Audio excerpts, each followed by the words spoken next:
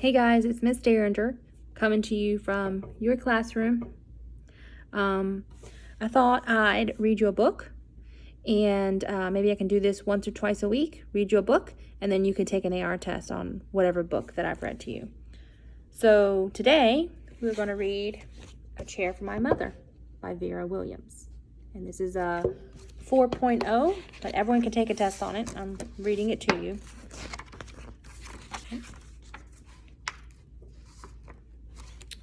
My mother works as a waitress in the Blue Tile Diner.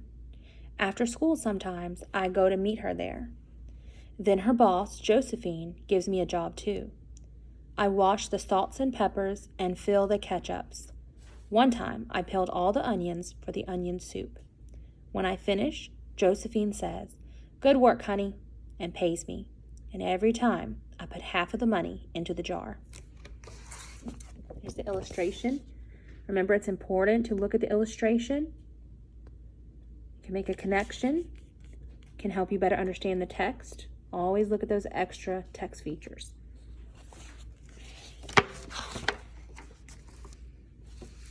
It takes a long time to fill a jar this big.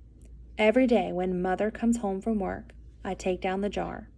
My mama empties all her change from tips out of her purse for me to count. Then we push all of the coins into the jar. Sometimes my mama is laughing when she comes home from work. Sometimes she's so tired she falls asleep while I count the money out into piles. Some days she has lots of tips. Some days she only has a little. Then she looks worried. But each evening, every single shiny coin goes into the jar. There's their jar. It's a big jar.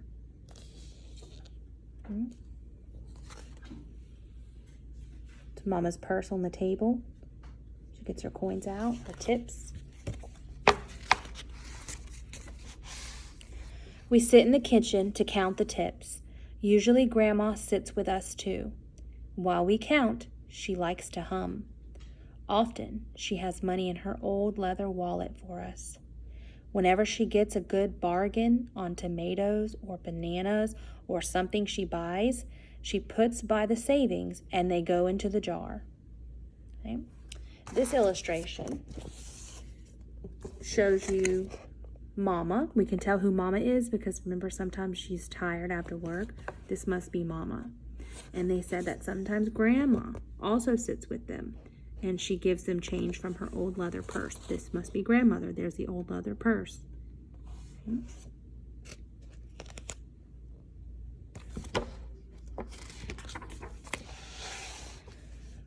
When we can't get a single other coin into the jar, we are going to take out all the money and go and buy a chair. Yes, a chair. A wonderful, beautiful, fat, soft armchair. We will get one covered in velvet with roses all over it. We are going to get the best chair in the whole world. That is because our old chairs burned up. There was a big fire in our other house.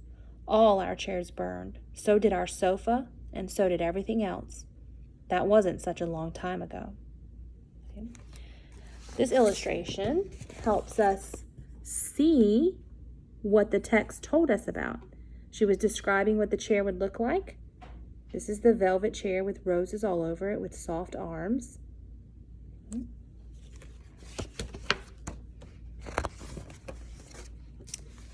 My mother and I were coming home from buying new shoes.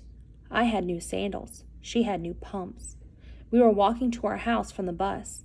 We were looking at everyone's tulips. She was saying she liked red tulips, and I was saying I liked yellow ones.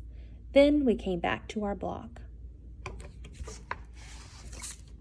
There they are walking home. And there are some tulips. Tulips are flowers. Her mother liked the red ones and she liked the yellow ones. Right outside our house stood two big fire engines. I could see lots of smoke. Tall orange flames came out of the roof. All the neighbors stood in a bunch across the street. Mama grabbed my hand and we ran. My Uncle Sandy saw us and ran to us. Mama yelled. "Where's Mother?" I yelled. "Where's my grandma?" My Aunt Ida waved and shouted. "She's over here. She's okay. Don't worry."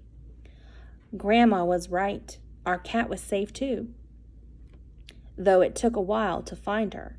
But everything else in our whole house was spoiled. That's the day of the fire. That's when their couches and chairs got ruined. What was left of the house was turned to charcoal and ashes.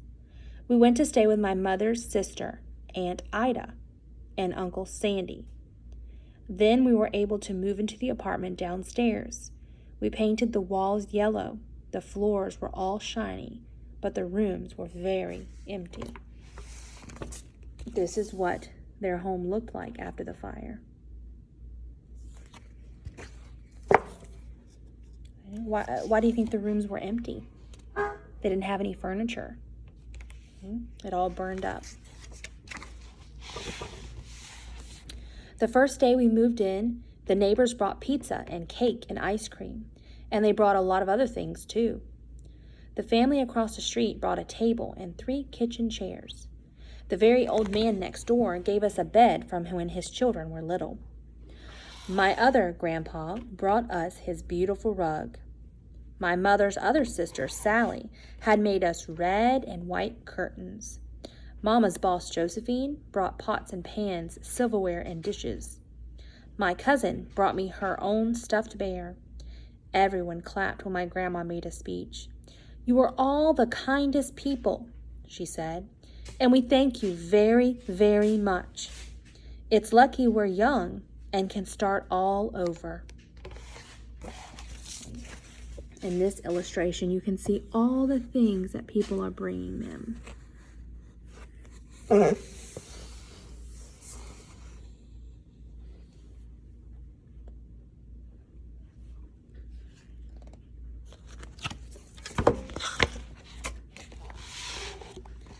That was last year, but we still have no sofa and no big chairs. Mama comes home, her feet hurt. "There's no good place for me to take a load off my feet," she says. When Grandma wants to sit back and hum and cut up potatoes, she has to get as comfortable as she can on a hard kitchen chair. So that is how come Mama brought home the biggest jar she could find at the diner, and all the coins started to go into the jar. So they're saving money to buy a chair or something comfortable to sit on. Now the jar is too heavy for me to lift down. It must be getting full if it's too heavy for her to lift. Uncle Sandy gave me a quarter. He had to boost me up so I could put it in.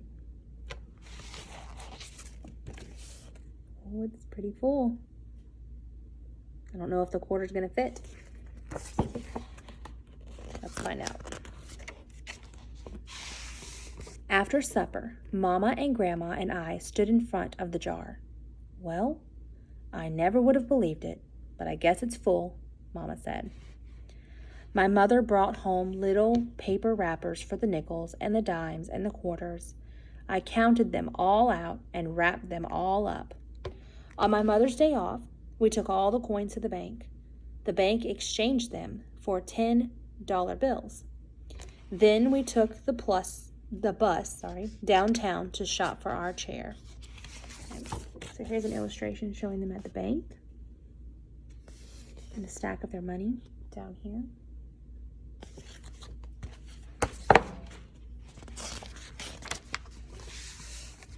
We shopped through 4 furniture stores. We tried out big chairs and smaller ones, high chairs and low chairs, soft chairs and harder ones.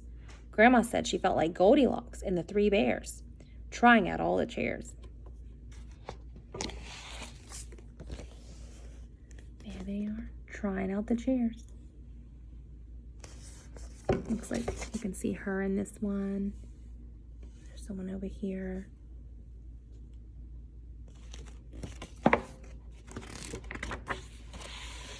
Finally, we found the chair we were all dreaming of, and the money in the jar was enough to pay for it. We called Aunt Ida and Uncle Sandy. They came right down in their pickup truck to drive the chair home for us. They knew we couldn't wait for it to be delivered. Look at all the chairs. Which one do you think they chose?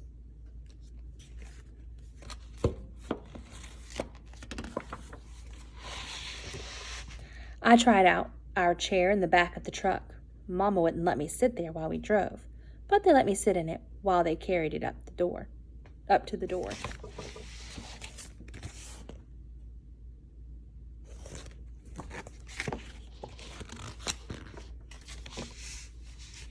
We set the chair right beside the window with the red and white curtains. Grandma and Mama and I all sat in it while Aunt Ida took our picture. Now Grandma sits in it and talks with people going by in the daytime. Mama sits down and watches the news on TV when she comes home from her job. After supper, I sit with her and she can reach right up and turn out the light if I fall asleep in her lap.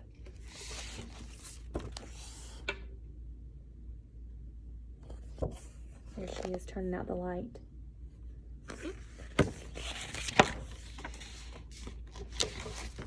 And there they are. So happy. The picture that Aunt Ida took. Okay. If you need to listen to the book again, feel free to press play again. And then you can log into AR through ClassLink and type in the title of your book so you can test on it. Can't wait to see what you make. Bye, guys.